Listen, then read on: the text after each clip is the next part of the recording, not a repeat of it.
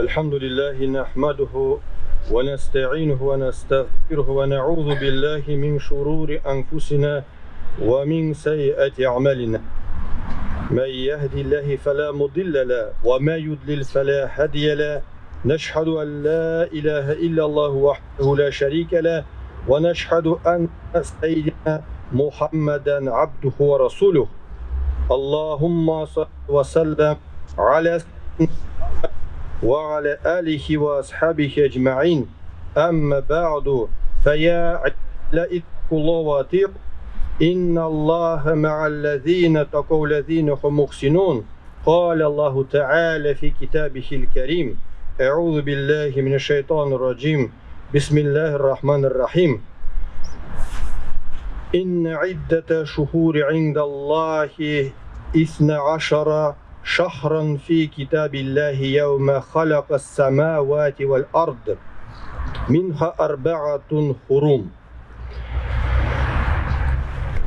Barcha maqtovlar, hamd sanalar bizni yo'qdan bor qilib, bizlarni nimetlendirib turuvchi Alloh subhanahu va taolaga bo'lsa edi. Onun haq rasuli bizga to'g'ri yo'lni o'rgatib qoldirgan eng ko'rkam o'rnak ahli bo'lgan Peygamberimiz Muhammed Mustafa sallallahu aleyhi ve sellem'ge ko'ngillaribizning turlaridan chiqqan salavat shariflarimiz erişse idi. Allah subhanahu wa ta'ala qarşında hürmetli bulgan Muharrem ayına kelib kirdik muhtaram cemaat. Bu ay Allah'ı ayı. Peygamberimiz sallallahu aleyhi ve sellem hadislerinde kitirilgençe Muharrem ayı Hicri isabı boyunca birinci ay. Büyük galim Hasan el-Basri dürüstlükte Allah-u Teala Hicri yılının Muharrem ayı bilen başlap jibere. Hem Allah-u Teala karşında Ramazan ayından kala hayırlarek bulgan başka ay yoktur diyen. Muhterem cemaat, fikirlep karasak, Peygamberimiz Muhammed sallallahu aleyhi ve sellem Mekke'den Medine şehrine koşup gittiğine hicret kılığına da 1400'den artık yıl uzgan. Bu bir 100 yılda, 200 yılda, 1000 yılda gına da tugel. Şuşu büyük vakıgaga 15 asırga yakın vakit utken. Mına da karamastan Rabbimiz İslam dinin saklagan. Şuşu vakit içinde kupma vakıgalar bulup uzgan. Müslümanlar tarihinde kupma sınavlar, nişe kan kuyu aşırıkları bulgan, jingüler kilgen. Garşı kişiler tarafından Kur'an'ı uzgertirge kupma fırsat kılıngan bulsa da, Rabbimiz özünün kitabı Kur'an-ı Kerim'ne bizning günlerge kadar bir nindi artırusuz hem kimitüsüz eriştirgen. Alarının kup tapkırlar şuşu sözlerini bozarga tırışığı mağlum. Ama Allah-u Teala Kur'an-ı Kerim'ne özgeriş kirtülerden saklap kalgan. Elhamdülillah. 1400'den artık yıl Resulümüz sallallahu aleyhi ve sellem hicret kılığından kupma vakit uzgan diyen söz. Uylagan, fikirlegen kişi için mında gıybret dersler var. Ol muhterem cemaat bizning için büyük uluq bulgan tariximiz. Muhterem cemaat, Muharrem ayı Hicri yılının birinci ayıgına tugil. Ol Allah-u Teala hürmetlegen haram ayda. Kur'an-ı Kerim'inde Allah-u Teala şulay ayta. Bismillahirrahmanirrahim. İnne iddete şuhuri indallahi 12 şahran fi kitabillahi yevmen halakas semavati vel arda minha 4 hurum. Hiç şıksız Allah'ı huzurunda aylarının sanı Allah'ın köklerini hem yerini yaratkan gündeki yazıında Levhul Mahfuz'da 12. Şularının 4'isi haram aylar. Bu hak din. Bularda o'z-o'zingizga zulm etmagiz deyilgan. Allah'ın Resulü özünün hadisinde yıl 12 aydan tora, şunun 4'isi haram ayları. Yani suğuşlar, ızgışlar tıyılgan aylar. Haram aylarının 3'isi redden kile turgan aylar. Yani Zulka'da, Zulhicce, Muharrem, Recep dağın bir haram kılıngan ay. Ul Cemedül Ahir bilen Şahban ayı arasında kile diyen Peygamberimiz Muhammed sallallahu aleyhi ve sellem. Kur'an-ı Kerim'de şu aylarda zulüm kılmağız deyip eytiliği, başka aylarda da günah işlev, korkunç nerse, ama bu aylarda günah kılı tağın da korkunçrak. Bu haram aylar. Allah-u Teala olulagan, zurlagan aylar bulup tura digenini bildire. Muhterem cemaat, şul Muharram ayı üzençeligi ul uraza tutu. İmam el-Muslim hadis jiyintığında Resulümüz Muhammed sallallahu aleyhi ve sellem'nin elegi sözleri getirilgen. Allah'ı subhanahu ve teala karşında Ramazan ayından kala uraza tutar için en hayırlı ay ul Muharrem ayı. İmam Es-Süyüti bulay deyip ete turgan bulgan. Bir vakit minnen sorganlar. Ni için Peygamberimiz Muhammed sallallahu aleyhi ve sellem Muharram ayın ayırıp Allah'ı ayı deyip atadı. Şunday sorav bergenler. Bu soravga cevap izleyip turgaç şunday anlatma taptım. Muharrem ayına şuşu isimni birişi ul Allah-u Teala uze. A başka aylarının isimlerini cahiliyet zamanlarından bilgili bulgan. Muharrem ayın ilik Seferul Avvel deyip eytkenler. Allah'ı Resulü İslam dini bilen kilgenden son bu ayını Muharrem'ge üzgertken ham Allah'ı ayı deyip atagan muhterem cemaat. Mümin Müslümanlar elegi ayda izgilikler kılırga, bigirek de uraza tuturga, tırışırga tiyiş. Lakin ay boyu uraza tutu kirek mi? Çünkü Resulümüz sallallahu aleyhi ve sellem Ramazan'dan kala bir ayda da ay boyu uraza tutmagan muhterem cemaat. Ul ay boyu biz Ramazan'da gına tutabız. Muharrem'de ul bilgili günler. Muharrem'de mümkünlüğüne karab kübrek günlerini urazada utkarı bik faydalı ham savaplı bulaşak. Kimnin de bulsa kişi şitmi iken hiç yoku Aşura gününde uraza tutsun muhterem cemaat. Hem Resulümüz Muhammed sallallahu aleyhi ve sellem Aşura gününde tutulgan bir gün uraza sebepli Allah subhanahu ve teala bir yıl davamında kılınan günahlarını kişirir deyip ümitlenem diyen. Yani bir gün tutulgan uraza sebeple bir yıllık günahlar gafu itilir muhterem cemaat.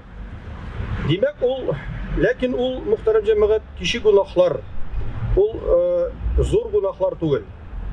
İbn Abbas radıyallahu anh'dan kitile turgan hadisten bilgili bulganca Peygamberimiz Muhammed sallallahu aleyhi ve sellem Medine'ye kuşkeş Yahudilerinin Aşura gününde uraza tutkanın kurup nerse bu deyip soragan. Ana bu izgi bulgan gün ilgi gününü Allah subhanahu ve teala İsrail ulları kavmin düşmanlarından hem Firavun'dan kutkardı. Hem şuna hürmet yüzünden Musa aleyhisselam uraza tuttu diyenler. Peygamberimiz Muhammed sallallahu aleyhi ve sellem Musa aleyhisselam'ga benim hakkım zurrak diyen hem uzi de uraza tutkan başkalarını da bu amelge ündegen. Sahabeler ya Resulullah bugün Yahudiler olulay turgan gün dip kilip eytkeş Allah'ı Resulü kilesi yılda min Muharrem ayının 9'unda da uraza tutacakmın diyen. Şuna da 2 gün 3 gün uraza tutuğunun savabı bir küp muhterem cemaat. Mümkünlüğünüz, selametliğiniz var iken Ramazan ayında uraza tutkanını bir neçe günge urazaga kirerge inşallah Teala kişimiz jiteşek Allah bilse. Muhterem cemaat demek uraza tutabız 28. iyulde. Ul bizning Aşura günü ham ул туп-туры килә Җумгага. Аның өчен бер көн алдан 27 июльдә Алла бирсә иншалла рахман шул уразага кирсәк, бик хәерле һәм саваплы булыр дип уйлап торам. Һәм дә мөхтәрәм җәмәгать, шуны да онытмаска кирәк. Гашура көнендә тотылган ураза 1 еллык гунахларны ярлыкый. Әмма бу ярлыкау кичкенә гунахлар өчен генә. Зур гунахлар Гашура көне белән генә кичерелми. Без бер кайчанда үзебезнең яхшылыкларны санап гарурланырга тиеш түгел. Бер көн ураза тотам да 1 еллык гунахларым кичерелә дип үзебезнең изгелекләр белән масаярга ярамый. Яхшылыкларыбызны санагынча гунахларыбызны исәплик. Чөнки әлеге ел эчендә күпме гайбәт сөйләнгән, күпме ярамый торган нәрсәләр каралган, тыңлаган, аларда катнашылган. Шуларны саныйк, мөхтәрәм җәмәгать. Кылган изгелекләребез сәбәпле Аллаһ Тәгалә гунахларыбызны кичерер дип өметләник. Үз-үзебезгә 100% гарантия биреп, мин бу дөньяда гунахсыз килеш атлап йөрим дип бактанмыйк, гунахларыбызны уйлыйк, мөхтәрәм җәмәгать. Анысы да бар. Уважаемые братья и сестры, альхамдулиллахи раббил алямин, 27 июля, день Ашура, это, мөхтәрәм җәмәгать, следующая пятница. И название Ашура происходит от названия числительного 10, Ашара, так как он приходится на 10-й день месяца Мухаррам. Это как раз 10-й день благословенного месяца Мухаррам, одного из запретных месяцев. Что касается деяний в этот день, то пусть каждый совершит благое действие по мере возможности, здоровья и материального положения, потому как очень желательно проявить щедрость в этот день, раздавая милостыню, а лучшее проявление щедрости по отношению к своей семье. Мухтарам җәмәгать, также особым деянием, которым пророки и посланники возвеличивали день Ашура, является соблюдение ими поста в этот день, как пришло нам из достоверных преданий. Это самое желательное и для нас, потому как является невидимым для глаз людей поклонением. В этот день ковчег Нух алейхиссалям подплыл к суше, и посланник Аллаха Нух алейхиссалям всю оставшуюся жизнь постился в этот день благодарность Аллаху Раббуль Изза. Также именно на этот день пришлось спасение Муса алейхиссалям и его народа от зла Фирауна, который был потоплен вместе со своим войском. Муса алейхиссалям тоже постился в этот день всю оставшуюся жизнь в благодарность Аллаху за спасение. И пророк Мухаммад саллаллаху алейхи вассалям также держал пост в этот день. В хадисах сказано от Убайдуллаха сына Абу Язида передано, что он сказал: я слышал, как Ибн Аббас, да будет доволен им Аллах, говорил: я не видел посланника Аллаха более усердствующим в соблюдении поста, как в день Ашура и месяц Рамадан. Понятно, месяц Рамадан пост обязателен. И естественно, пророк Мухаммад саллаллаху алейхи вассалям соблюдал предписанное.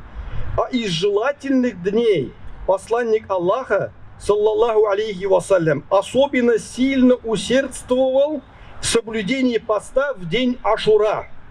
Посланник Божий сказал: воистину, Ашура является одним из дней Аллаха. Кто пожелает, тот может поститься в этот день, а кто не желает, может не поститься.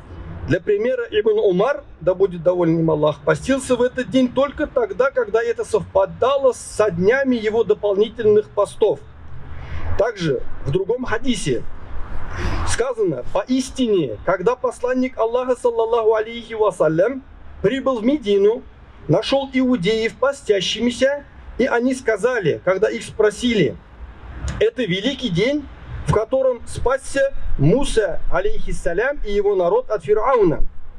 Поэтому Муса алейхиссалям соблюдал пост, и мы постимся в знак благодарности Аллаху.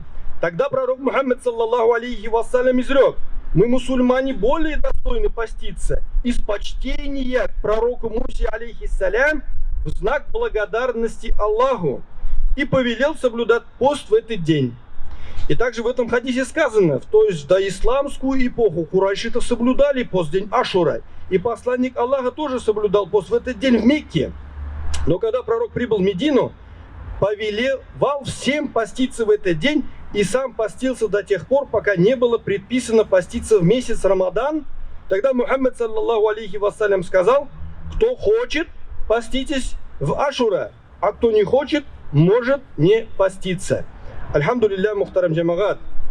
Из этого хадиса следует, что в этот день очень желательно соблюдать пост. Однако не является предписанием для всей общины, но является сунной пророка Мухаммада, саллаллаху алейхи вассалям. А соблюдение сунны пророка – это часть нашей религии, поэтому не нужно упускать возможность совершать то, что совершал любимец Всевышнего Аллаха Раббуль Изза. Мухтарам джамагат. Также известный хадис пророка, саллаллаху алейхи вассалям, сказал: если я доживу до следующего года, то непременно повелю, чтобы соблюдали пост 9-й день или после 11 дня Ашура, то есть совместно с днем Ашура соблюдать один из дней до или после. То есть мы, альхамдулилля, 28-го, если иншаллах Ашура приходится на этот день, приходится на Яума Джума, поэтому день до это четверг, иншаллах рахман, в четверг заходим, четверг, пятница, суббота. Вот эти дни, иншаллах рахман, для поста.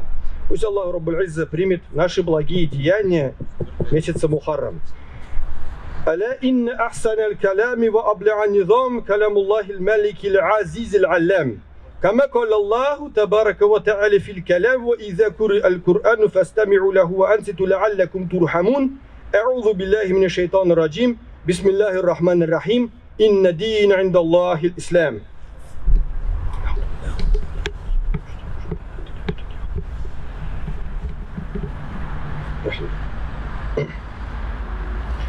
ألا إن الدين عند الله الإسلام. الحمد لله رب العالمين. الحمد لله حمد الكاملين والصلاة والسلام على رسولنا محمد وعلى آله وأصحابه أجمعين تعظيما لنبيه وتكريما لصفيه وفقال عز وجل من قائل مخبرا وأميرا إن الله وملائكته يصلون على النبي يا أيها الذين آمنوا صلوا عليه وسلموا تسليما. اللهم صل على محمد وعلى آل محمد كما صليت على إبراهيم وعلى آل إبراهيم إنك حميد مجيد. إن الله يأمر بالعدل والإحسان وإيتاء ذي القربى ويخشى عن الفحشاء والمنكر والبغي يعظكم لعلكم تذكرون وأقيموا الصلاة.